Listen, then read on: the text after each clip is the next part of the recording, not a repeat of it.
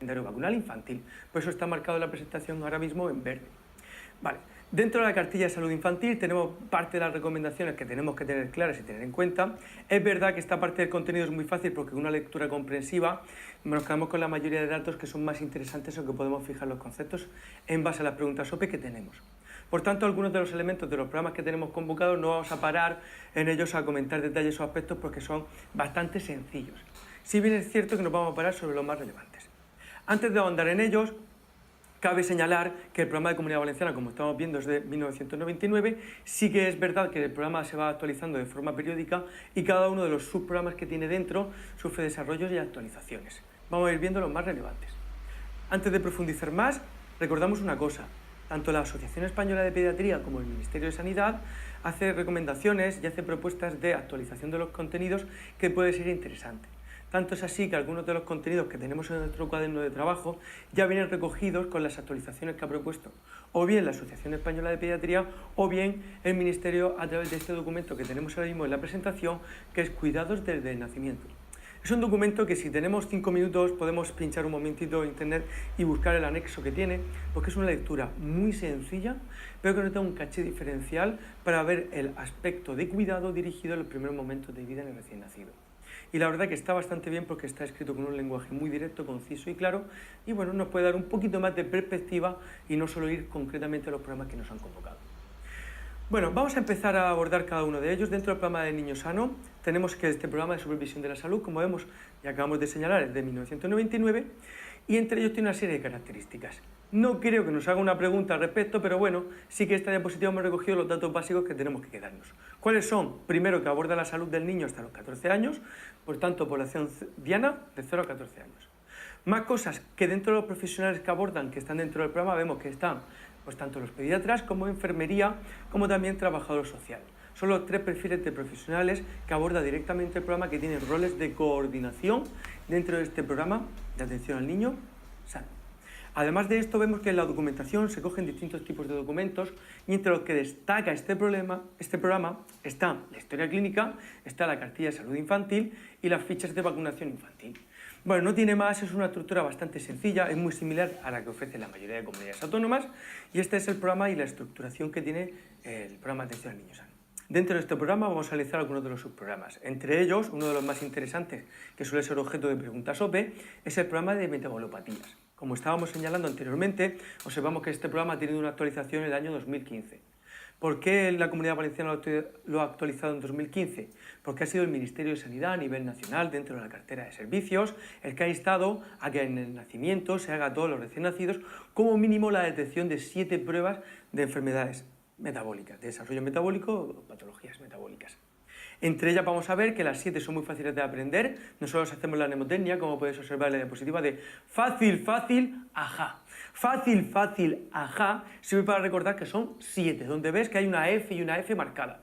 La F y la F que está marcada en rojo es para que recuerden la F de fenilcetonuria y la F de fibrosis quística. Luego vemos que está acil, acil, dentro del fácil, fácil, acil, acil, porque hay una alteración de una coenzima, que es la acil coenzima A, que esa deshidrogenasa, que esa coenzima se puede alterar tanto en cadenas que puedan ser largas o medias, dando lugar a 2 alteraciones desde el punto de vista metabólico. La alteración de esta enzima, por tanto, recordamos, fácil, fácil, acil, acil, acil coenzima A, deshidrogenasa de cadenas medias y de cadenas largas. Así recordamos, por tanto, que ya tenemos 4. Fácil, fácil. Y luego, ajá, me sirve para recordar que con A y con A tenemos otras 2 patologías, como puedes ver, anemia de células falciformes, y la otra patología que tenemos es la acidemia glutárica. Y la H, pues para el hipotiroidismo. Una tontería mnemotécnica que puedes anotar y desde luego si me hacen esta pregunta no voy a fallar en el examen seguro.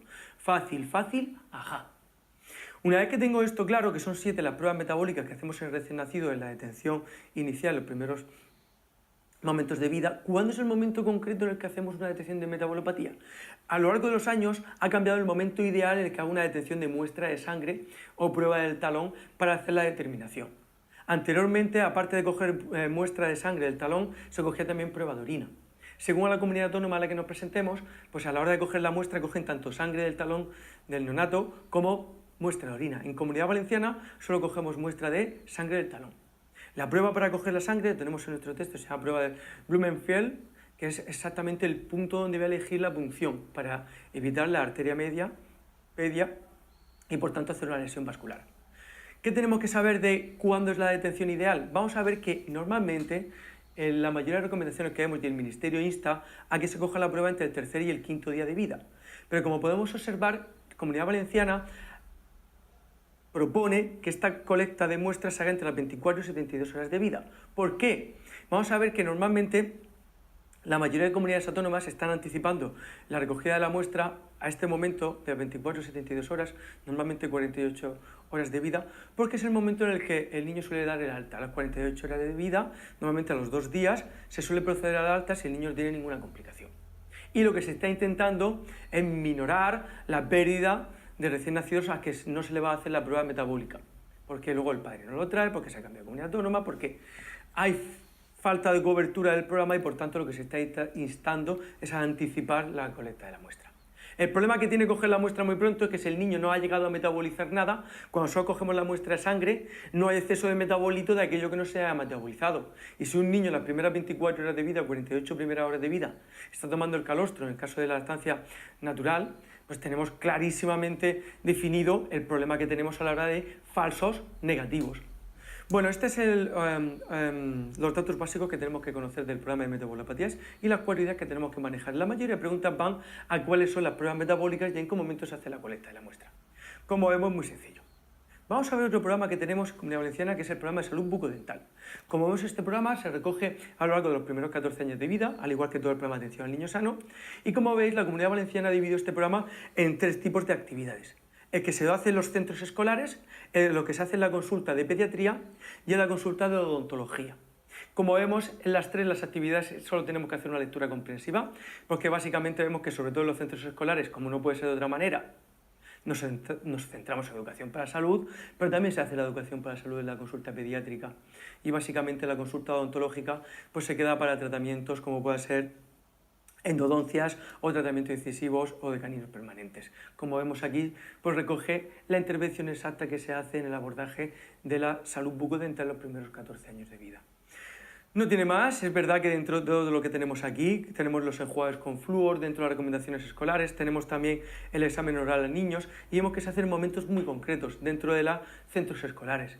Está bien que no podamos quedar con estos datos, si bien es cierto que la fluoración que vamos a comentar a continuación es un dato de interés porque el nivel de fluoración del agua y las recomendaciones de suplementación suele ser objeto de preguntas OPE y por tanto tenemos que quedarnos con esta idea. Vamos a ver que los programas suelen recomendar dar un aporte de flúor extra dependiendo el nivel de fluoración de las aguas que encontramos en una zona determinada. De tal manera que observamos que según la edad y según el nivel de fluoración de las aguas, la recomendación de flúor va a ser distinta.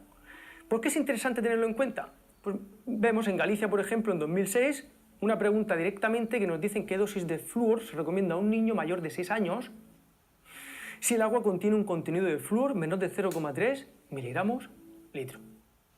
Esta es una pregunta que puede ser inesperada a priori, pero la realidad es que dentro de los programas siempre las preguntas son A, B, C, D y se van a los conceptos que acabamos de comentar.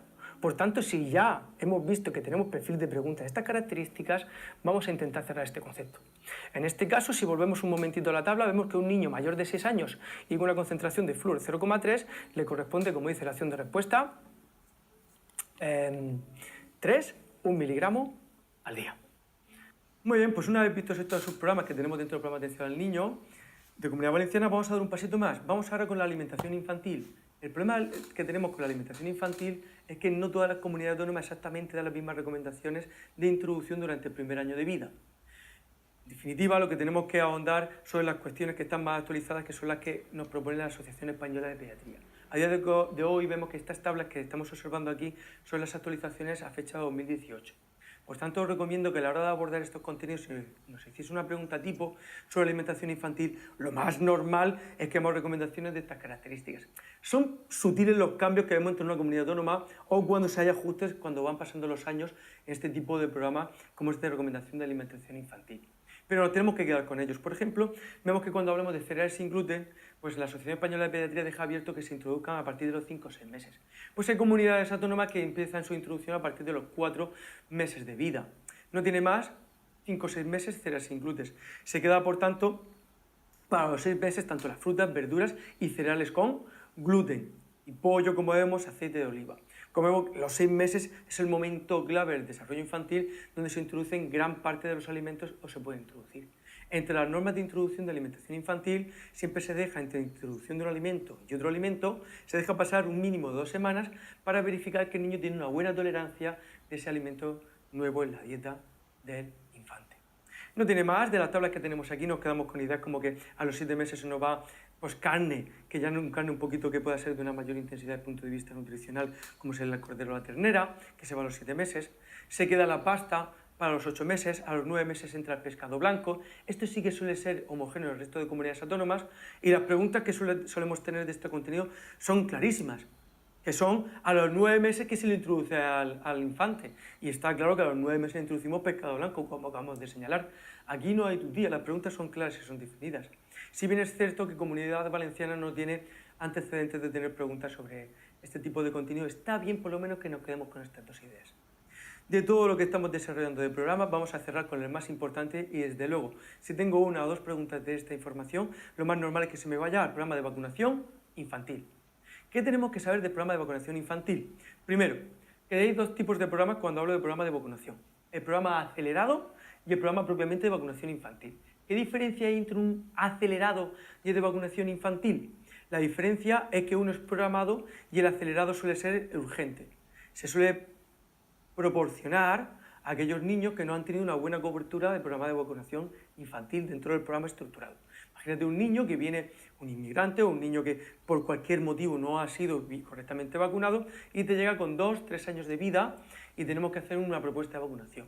El acelerado tiene una misión clara y es vacunar cuanto antes y de las mayores dosis posibles para asegurar una cobertura vacunacional adecuada. Ahora, ¿por qué esta diapositiva está estructurada así? Porque lo que nos está diciendo es que desde la propuesta que tenemos desde el Ministerio de Asociación Española de Pediatría y como cada comunidad autónoma acaba haciendo un abordaje de su calendario vacunal infantil, pues hay una homogeneidad extraordinaria. Tanto es así que muchas veces de lo que dice el Ministerio de Sanidad a través del Consejo Interterritorial y como cada comunidad valenciana cada comunidad autónoma acaba desarrollando su calendario vacunal, pues es prácticamente lo mismo. ¿Por qué introducimos así el tema del calendario vacunal infantil? Porque tenemos que tener claro que la mayoría de comunidades autónomas son exactamente iguales. Vale, vamos a dar un paso. ¿Qué cosas tengo que saber del calendario vacunal infantil? Lo primero, tenemos que saber que decimos que los niños son de 12 y las niñas son de 13. ¿Qué quiere decir que los niños son de 12 y las niñas son de 13? Lo primero que tenemos que tener claro en un calendario vacunal infantil es de cuántas enfermedades te protege. No te pongas en el examen a contar Haemophilus, hepatitis, triple vírica serán 3. No, tenemos claro que niños de 12 y niñas de 13. ¿Por qué las niñas les protege de una enfermedad más? Porque todos sabemos que el virus del papiloma humano será una vacuna que se pone a las niñas, pero no al niño. Ya la Asociación Española de Pediatría propuso al Ministerio que para 2018 introdujera el virus de papiloma humano también para los niños, porque hay patologías que se pueden desarrollar a través del virus también en niños. Pero el Ministerio de momento no lo ha introducido y por tanto de momento todas las comunidades autónomas solo tienen virus de papiloma humano para las niñas. Bueno, pues por eso ya sabemos que los niños son de 12 y las niñas son de 13. Vamos a ver que el número de vacunas van variando. Van variando porque algunas comunidades autónomas tienen tetravalentes, pentavalentes, hexavalentes. ¿Qué vacunas son estas? Son vacunas que se denominan combinadas. Hay una tendencia a todas las comunidades autónomas a intentar que en cada visita del niño haya una visita, un pinchazo. De tal manera que hay una tendencia a tener vacunas cada vez más combinadas, donde tengan todos los elementos de vacunación. Una vez que tenemos esto claro, es interesante que lo cerremos porque vemos preguntas como esta de Rioja 2005 que directamente nos dijo ¿cuántas enfermedades están contempladas con las vacunas que se deben recibir hasta los 16 años? No nos ponemos en el examen a contar enfermedades. Por tanto, tenemos claro que a día de hoy son 12 y 13. En este caso, como vemos, esta pregunta de Rioja 2005 pues ya contemplaba cambios interesantes en el que efectivamente, aunque en su día marcaron como correcta la opción de respuesta C, que era 10, nosotros marcamos la D porque a día de hoy serían 12. Muy bien, pues una vez que tenemos esto claro, vamos a ver qué tenemos que manejar del calendario vacunal infantil. Aquí tenemos el calendario vacunal infantil de Comunidad Valenciana 2018. Realmente se ha prorrogado el 2017 porque el Ministerio de Sanidad ha hecho lo mismo y la mayoría de comunidades autónomas pues, ha hecho exactamente lo mismo. con lo cual tiene sutiles ajustes y a día de hoy está vigente de 2017. ¿Qué tenemos que saber? Lo primero que tenemos que saber en un calendario vacunal es cuántas dosis me pongo de cada vacuna. Hay muchas reglas mnemotécnicas para aprender esto, podemos hacerlo como queramos, pero lo que nos tiene que quedar claro es que en un calendario vacunal la primera que tenemos que aprender sería tétanos, difteria, pertusis. Porque vamos a ver que tétanos, difteria es de las vacunas que más dosis me pongo. Me llego a poner hasta 5. Vamos a ver, por tanto, que tétanos, difteria 5 dosis y tétanos, difteria, pertusis, en cambio no me pongo 5 dosis porque las 3 primeras vienen con tétanos, difteria, pertusis y solo la cuarta y la quinta dosis viene con tétanos, difteria. ¿Qué más cosas tengo que manejar? Que de la siguiente vacuna que me pongo más dosis es de la poliomielitis. Como podéis observar, de la poliomielitis me pongo 4 dosis, a los 2, 4 y 11 meses y luego a los 6 años de vida. ¿Cuál es la siguiente vacuna que me pongo más dosis? Pues vemos que tanto la hepatitis B, como la hemófilis influenza, como el neumococo, como el meningococo, de todas ellas me pongo 3 dosis. Es muy fácil aprender el calendario vacunal como estamos haciendo ahora mismo. Primero aprender que tétanos, difteria, pertusis, tenemos 5 dosis, a continuación la poliomielitis, que tengo 4 dosis, a continuación tanto hepatitis, a hemófilo, neumococo y meningococo, HHNM. HHNM quiere decir hepatitis, hemófilus, N, neumococo, M, meningococo, de todas ellas me pongo 3 dosis. Y por último tenemos que en la última parte del calendario vacunal tenemos tanto la triple vírica como varicela como virus de papiloma humano, que vamos a ver que tanto triple vírica como varicela son las únicas vacunas del calendario vacunal infantil que son vacunas vivas. Y luego la triple vírica, la virus de papiloma humano, como vemos, que aunque es un virus que está muerto, que son serotipos del virus que se introduce dentro de la vacuna, también solo ponemos 2 dosis. ¿Por qué ponemos solo 2 dosis? Como todos sabemos, las vacunas que están vivas, que son de agentes que están vivos, producen mayor inmunogenicidad. Por tanto, necesito menos dosis para conseguir una alta tasa de cobertura y, por tanto, una buena respuesta inmune. Es muy fácil aprender el calendario vacunal así y es interesante que lo conozcamos porque la mayoría de preguntas son ¿qué vacuna le ponemos al niño a los 12 meses? No es casualidad que a los 12 meses se quede exclusivamente, como podemos observar, tanto triple vírica como meningococo y que a los 15 meses solo pongamos, como podemos observar, 15 y 16 meses pongamos la varicela. ¿Por qué? Porque entre las normas de vacunación están que cuando hay 2 vacunas vivas no se pongan juntas. Por eso lo normal sería que al niño no lo hiciésemos venir a los 15 meses a la consulta, sino que a los 12 meses le pusiésemos tanto triple vírica como la varicela y le sumásemos el meningococo. ¿Por qué le hacemos venir a los 15 meses? Porque una vacuna viva nunca se pone la primera vez combinada con otra vacuna viva. Porque como tienen mucha más capacidad inmunógena, pero tienen también mucha más capacidad de generar la enfermedad. Por ese motivo vamos a ver que la primera dosis de triple vírica la pongo a los 12 meses sola y la primera dosis de varicela la pongo a los 15 meses sola. Solo me permito que a los 3-4 años, cuando yo ya he verificado que no han tenido ninguna complicación grave ni la triple vírica ni la varicela, me permito el lujo de a los 3-4 años poner una visita en la que voy a administrar las 2 vacunas juntas, aun siendo vivas, porque ya efectivamente he verificado que no había complicaciones previas. Bueno, pues esta es la información básica que tenemos que tener clara del calendario vacunal infantil. Aparte de esta llamada, hacemos una llamada y es que realmente tanto de la triple vírica como de la varicela se ponen 2 dosis. Las dosis que tenemos abajo, que pone 2 dosis posteriormente, son dosis de recuerdo para aquella población que no ha sido correctamente vacunada. Y en el caso de la varicela lo tenemos porque como ha sido la última vacuna que se ha introducido en el calendario vacunal infantil, por eso llevad cuidado que no son 3 dosis de varicela, que realmente son 2. Por último, del calendario vacunal infantil tenemos que recordar que la vacuna que tenemos del virus del papiloma humano pone que son 2 dosis, pero realmente vemos que son 2 dosis dentro de la cobertura que da el calendario vacunal infantil. Porque si tú vas a la farmacia y te compras la vacuna del virus del papiloma humano, ves que la recomendación son 3 dosis. ¿Por qué el Ministerio ha instado a que se administren 2 dosis de virus de papiloma humano si está dentro del calendario vacunal infantil y si lo compras tú a que te pongas 3? Pues es ahí uno de los detalles por el que ha sido bastante criticado este fenómeno. Es verdad que la cobertura y por tanto el grado de inmunogenicidad que se consigue es con 3 dosis, pero el calendario vacunal infantil tiene 2 dosis. Muy bien, pues esta es la información mínima que tenemos que manejar del calendario vacunal infantil. La verdad es que una vez que le das 3 repasos al calendario vacunal infantil no tiene más, tienes que hacerlo 2 o 3 veces. Una vez que lo has escrito 2 o 3 veces es muy fácil. La información que tenemos que llevarnos es para poder contestar preguntas como esta que vemos de Madrid 2006, que nos dice ¿con cuántas dosis de vacuna para entrenar la inactivada de polio se consigue un nivel de protección cercano al 100%?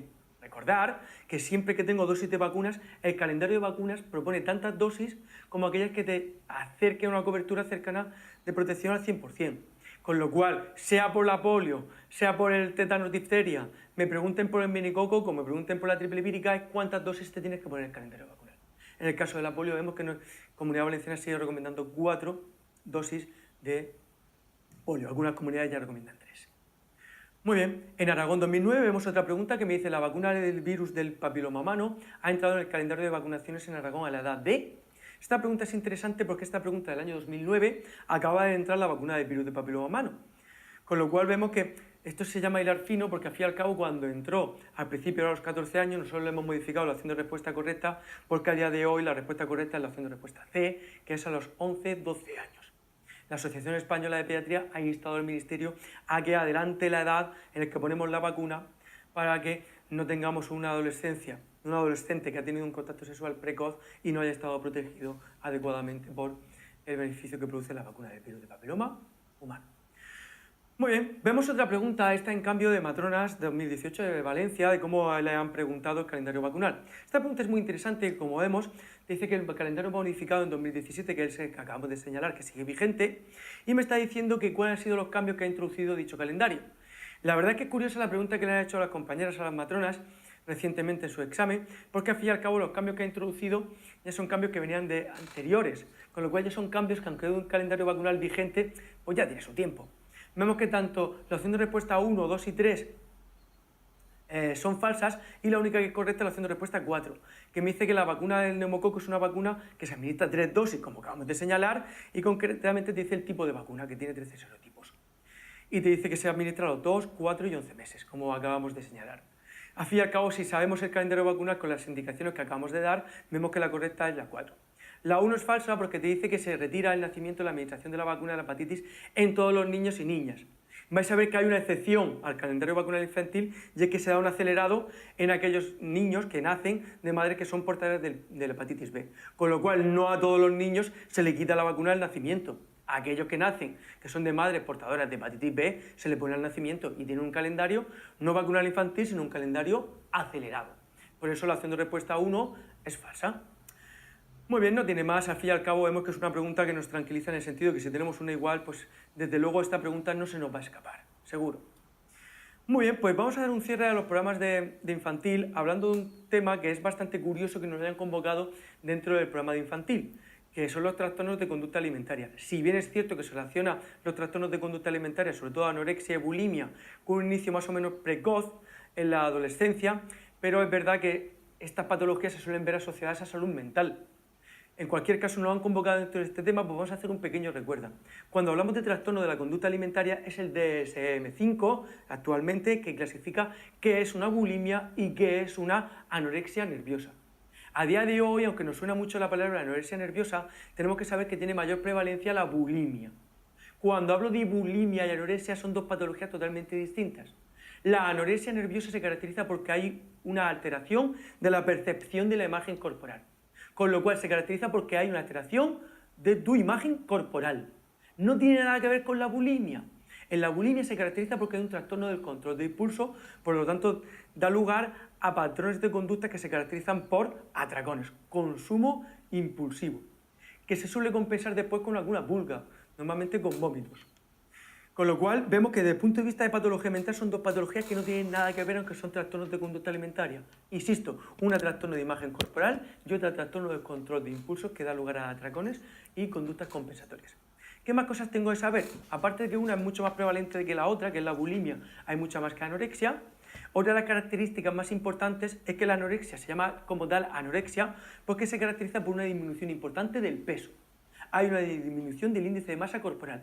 Y tan importante es el índice de masa corporal que el DSM-5 ha propuesto cómo va disminuyendo el índice de masa corporal como criterio para clasificar los distintos tipos de anorexia. Y como podemos observar, ha clasificado en 4 tipos: leve, moderada, grave y extrema, en base a cuánto va disminuyendo el índice de masa corporal. No ha habido todavía ninguna pregunta en el mundo de oposición sobre la clasificación de la anorexia. Pero desde luego es una introducción que ha hecho el DSM-5, pues ojalá que a nosotros nos caiga una. Recordemos que el punto de corte para considerar que hay una disminución del índice de masa corporal es 18,5. por debajo de 18,5 se considera bajo, hasta 17 normalmente se considera una anorexia leve, por debajo de 17 hasta 16 sería moderada, de 15 a 16, como está señalando la presentación, vemos que sería grave. Más cosas que tenemos que saber. La bulimia, en cambio, no la podemos clasificar por índice de masa corporal porque vemos que las bulímicas suelen tener un peso normal o un poco por encima de lo normal, con lo cual no sirve como criterio diagnóstico, ni mucho menos como para clasificar los tipos de bulimia. Como es un trastorno de control de impulsos, el criterio que ha utilizado el DSM-5 es el número de atracones que se da a lo largo de la semana. De tal manera que si se da 1 o 3 a la semana nada más se considera leve, si se da de 4 a 7 a la semana se considera ya moderado, si se da 8 o 13 a la semana, que básicamente es 2 prácticamente al día, ya se considera grave, y cuando ya se da 2 al día, es decir, tanto en todas las comidas y todas las cenas hay un atracón y una conducta compensatoria, ahí ya estaríamos hablando de un extremo, un caso extremo. No tiene más, conceptos bastante fáciles. Como vemos, este tema no lo han convocado dentro de infantil porque la anorexia se suele dar entre los 14 y 18 años, mientras que la bulimia nerviosa suele ser un poco más tarde, entre los 18 y los 25 años suele estar su inicio. No tiene más, estas son las ideas más importantes de que nos tenemos que quedar entre la anorexia nerviosa y entre bulimia y diferencial, porque la mayoría de preguntas OPE que tenemos se dirige a estos conceptos que suelen ser pues, bastante sencillos. Muy bien, con esto, el tercer punto de desarrollo infantil y programas de salud infantil lo podemos dar por cerrado. Recuerda, a la hora de hacer tu esquema, seguir la propuesta en el mapa conceptual que te hemos presentado. Primero, hacer un análisis del desarrollo neurológico, luego, en el segundo concepto, un desarrollo pondoestatural.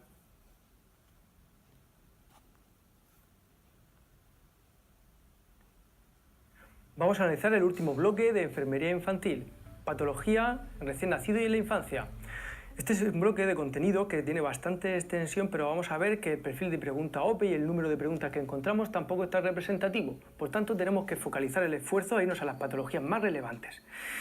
Vemos que la propuesta de mapa conceptual que tenemos nos lleva directamente a analizar patologías respiratorias, que vamos a analizar las que se dan en el recién nacido, de las que se dan más en el niño, el infante.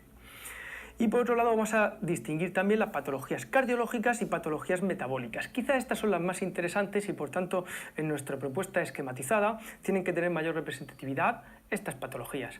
Con dominar conceptos básicos del resto es más que suficiente para el perfil de pregunta y abordaje que hacemos en el análisis histórico de preguntas OPE. Vamos a comenzar por la primera de ellas, que es la patología respiratoria.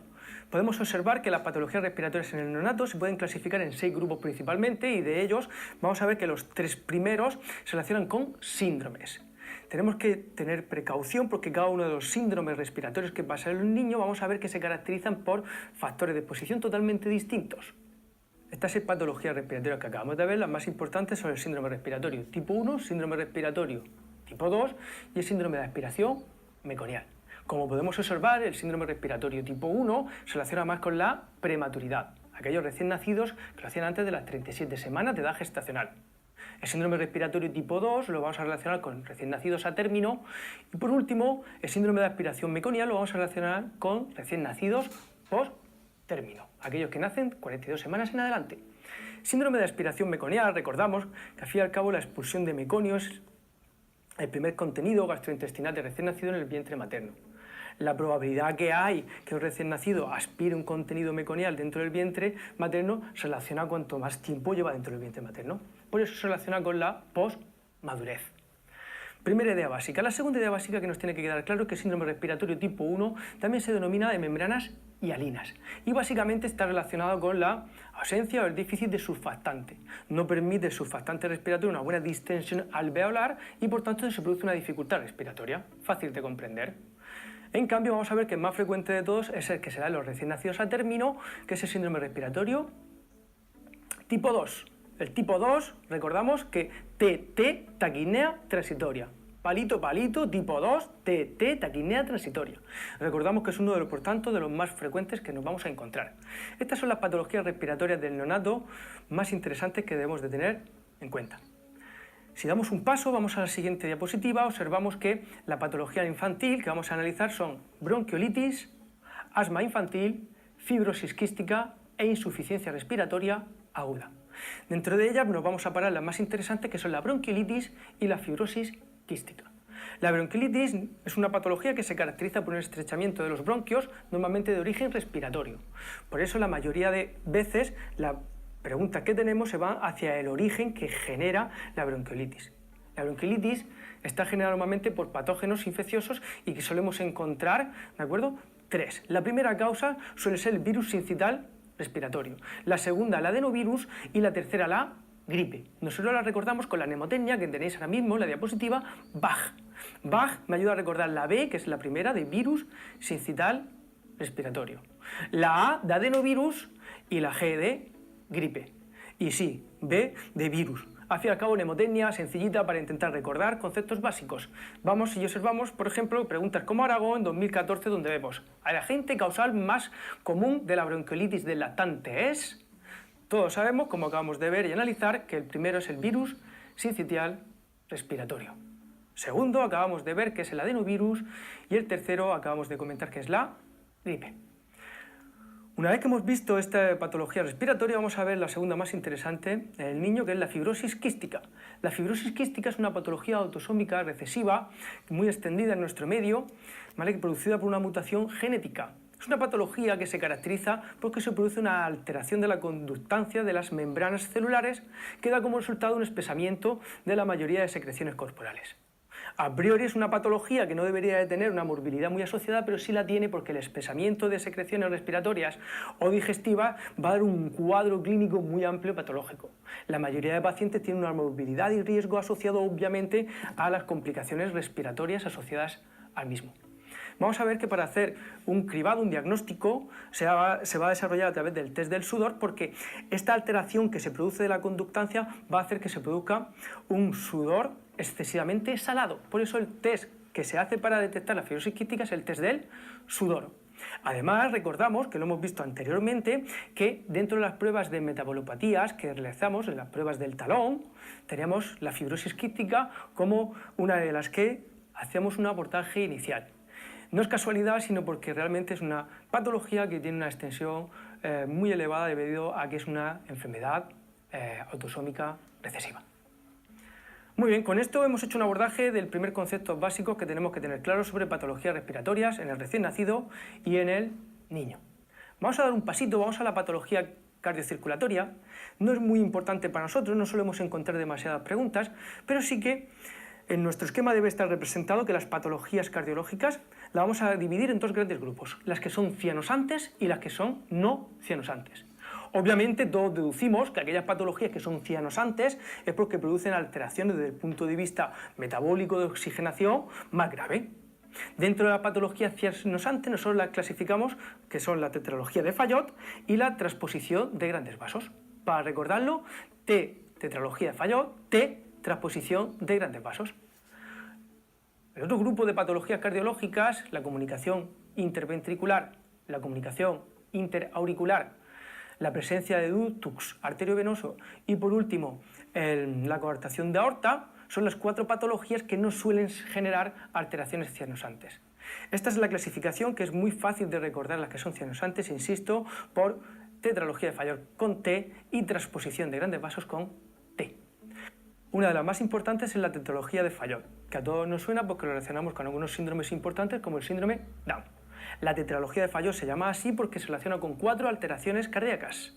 Es fácil recordar porque si tenemos en cuenta que una de las importantes es la estenosis de la arteria pulmonar, sabemos que una estenosis de la arteria pulmonar va a obligar a un trabajo extraordinario del ventrículo derecho y por tanto va a producir una hipertrofia.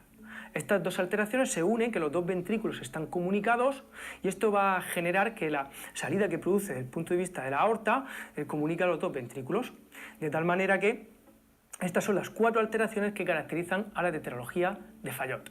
No encontramos preguntas previas, pero sí que es una patología bastante significativa como para que, por lo menos, esté representada en nuestra propuesta esquemática. Damos un pasito más, vamos a un tercer grupo de patologías que son la gastroenteritis en el niño y la deshidratación. Cuando hablamos de gastroenteritis vemos que la vamos a clasificar en 3 grandes tipos que son la leve, moderada y grave. La mayoría de gastroenteritis que se da a los recién nacidos es la que denominamos de tipo isotónica y se caracteriza porque se da sobre todo de origen infeccioso. vamos a ver que el tanto por ciento de pérdida hídrica es lo que va a caracterizar su clasificación. Cuando es menos del 5% decimos que es leve, entre el 5 y el 10% moderada y mayor del 10% de pérdida hídrica decimos que es grave.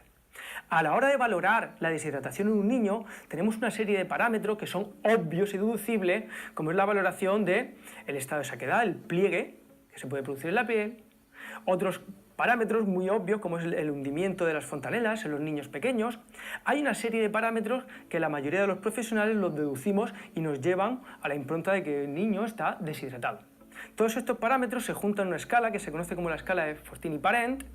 Es bastante fácil recordar porque Fortin y Parent nos puede recordar a Fortasen, y Fortasen al fin y al cabo pues ya sabemos que es para cubrir la diarrea. Por tanto, en este caso sería una mnemotecnia para recordar esta escala nuevamente de todas las escalas que ya llevamos vistas en este tema. Fortin y Parent es una escala inteligente que lo que hace básicamente es valorar parámetros que indican deshidratación como es la lengua, las fontanelas, ojos, como vemos, mucosas, que nos van a indicar y nos van a dar datos que hay una deshidratación. No tenemos ninguna pregunta hecha sobre esta escala, pero sí que es bastante significativa, por lo menos para que la tengamos en cuenta, porque lo que sí que hemos tenido ya son preguntas sobre deshidratación infantil. Un ejemplo es la pregunta de Aragón, en el año 2014, que observamos, que nos dice que una pérdida menor o igual al 5% corresponde con una deshidratación. En este caso acabamos de ver que cuando es menor del 5% se considera deshidratación de tipo leve. Por tanto, la opción de respuesta 1 sería la correcta.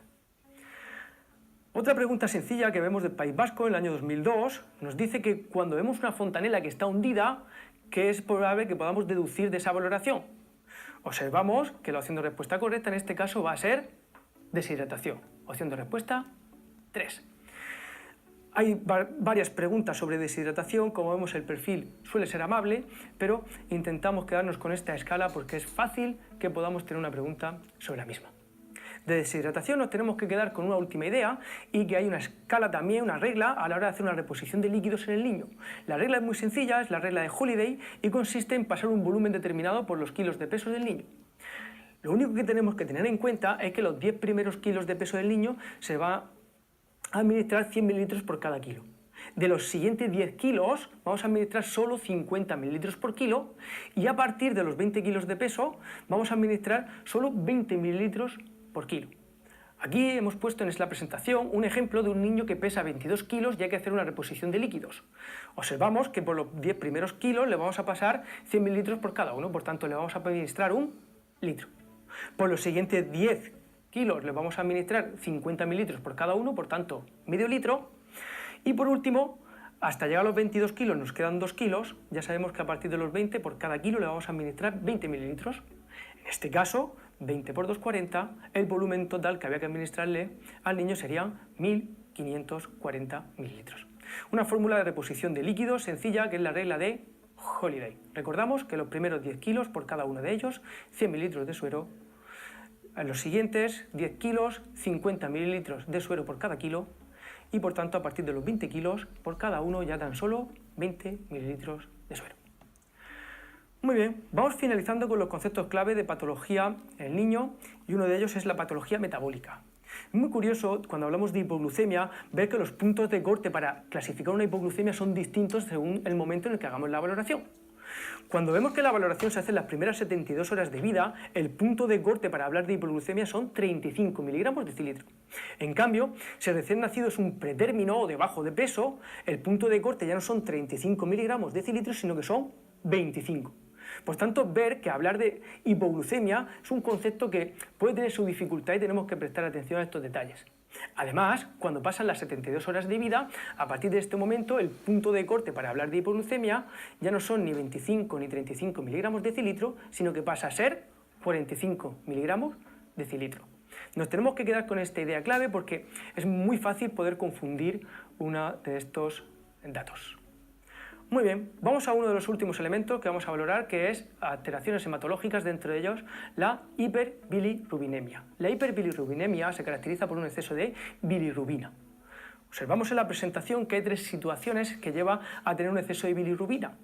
Las más características son porque hay una ictericia fisiológica en el recién nacido, que es la más característica, otra por la lactancia materna y otra porque hay una enfermedad hemolítica del recién nacido. Hay más situaciones que nos van a exponer a que el niño tenga un exceso de bilirrubina, pero estas son 3 de las situaciones más interesantes que tenemos que tener en cuenta. La primera de ellas, la ictericia fisiológica, es la que encontramos preguntas en oposición. La ictericia fisiológica es algo normal que pasa porque el niño en el nacimiento va destruyendo hematíes, glóbulos rojos, para transformarlos de hemoglobina F a hemoglobina A, que son adultos. En este momento se produce, por tanto, una rotura de muchos glóbulos rojos y es normal, es fisiológico que el niño tenga un pequeño incremento de bilirrubina en sangre. Lo normal es que encontremos este incremento a partir de las 24 horas de vida hasta el 7º día. Si aparece antes de las primeras 24 horas o aparece después de la semana de vida, es cuando ese incremento de bilirrubina que da lugar a ictericia suele o puede ser patológico y requiere una observación desde el punto de vista clínico. Por tanto, tenemos que quedarnos con estos datos. ¿Qué es exceso de bilirrubina? Vamos a ver que lo normal es que oscile por 5 miligramos, pero vamos a ver que un exceso puede ser 13 miligramos por decilitro, que puede subir a 15. ¿De qué depende que sea 13 o 15? Vamos a ver que depende de si el niño es un recién nacido a término, el punto de corte son 13 miligramos decilitro, mientras que si es un pretérmino, el punto de corte son 15 miligramos decilitro para hablar de hiperbilirrubinemia. Observamos una pregunta en Extremadura, 2008, que nos habla de la ictericia fisiológica. Y dentro de ella observamos que la opción de respuesta correcta es la 2, que nos habla de que es aquella que se da, ¿vale?, en valores no superiores a 5 miligramos decilitros al día. Esta es la normal, ¿de acuerdo? La que no supera umbrales que acabamos de comentar que nos lleva a situaciones patológicas. Si volvemos un momentito a la diapositiva anterior, vemos que hay una situación de riesgo, que es el kernicterus, que tenemos, que es una situación donde hay niveles de bilirrubina excesivamente elevados. Cuando superan los 20-30 miligramos decilitro, a esta ictericia pasa a llamarse kernicterus y se caracteriza por una exposición, una morbilidad mucho mayor y un daño neurológico fetal. Muy bien, una vez que tenemos claro esto, vamos a dar un pasito y vamos a ahondar en el tratamiento del exceso de bilirrubina. Para ello se puede hacer a través de un abordaje farmacológico o se puede hacer a través de exsanguino, transfusión o a través de fototerapia. Una de las cosas que más habituales estamos acostumbrados a ver en el ámbito clínico hospitalario es la fototerapia. Vamos a ver que el someter a fototerapia a un recién nacido nos va a ayudar a minimizar mucho los niveles de bilirrubina circulante de sangre. De tal manera que la fototerapia se acaba volviendo una de las técnicas donde tenemos que tener en cuenta pues, básicamente los cuidados generales en la fototerapia. Son básicos, que es proteger las zonas de exposición más vulnerables, la distancia a la que tiene que estar la lámpara de fototerapia, al fin y al cabo una serie de datos muy sencillitos que solo requieren una lectura comprensiva. Damos un pasito más y para finalizar vamos a hablar del dolor en la infancia. Tiene que estar representado en nuestro esquema. El dolor en la infancia vamos a ver que se puede valorar a través de 3 tipos de análisis. A través de métodos fisiológicos, a través de métodos conductuales y a través de escalas de dolor. Las escalas de dolor vamos a ver que están de moda, tenemos bastantes preguntas tendenciosas en OPE que se dirigen hacia ellas y por tanto tenemos que cerrar bastante bien este punto. Las escalas de dolor se van a diferenciar según la edad del niño, desde niños muy pequeños que tienen 3 añitos o menos vamos a utilizar escalas que son como la escala de Wombarker, que son dibujitos. Niños que son un poco mayores, a partir de los 5 años vamos a poder aplicar otro tipo de escalas como escalas numéricas y luego escalas analógicas visuales, como la EVA, vamos a poder aplicar a niños mayores de 7 años. Esta es la diferenciación de las escalas, hasta 3 años Wombarker, escalas numéricas a partir de 5 años y a partir de 7 años escalas analógicas visuales. Estos son los conceptos básicos del último bloque de contenido que hemos visto en enfermería infantil y tiene que hacer un esquema que se centre principalmente en estos contenidos. Hay varias patologías que no lo hemos abordado en esta presentación. Es interesante sencillamente hacer una lectura comprensiva y quedarnos con datos básicos de las mismas.